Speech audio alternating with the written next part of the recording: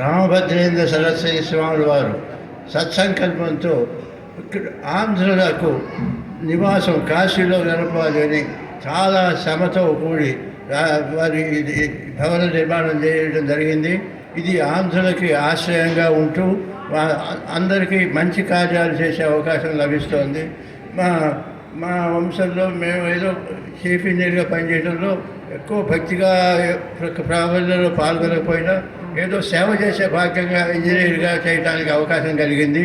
తరువాత మా తండ్రి గారు రామభక్తులు, కొన్ని లక్షల రామనామం చేశారు. మా మామగారు సోమయాజు గారు యజ్ఞం చేశారు. తర్వాత వారు కూడా రామభక్తులు. వారి యొక్క ఆశీస్సులతో మా శ్రీమతి గారి ఆవిడిప్పుడు పుణ్యలోకాలు చేరారు.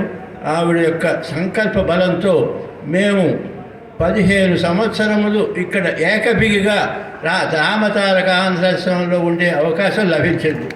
ఆ విధంగా మాకు ఎన్నో పుణ్యకార్యాల్లో పాల్గొనడానికి అవకాశం, తర్వాత ఈ సేవ చేసే అవకాశం లభించినాయి. అంతా విశ్వనాథుని దయ.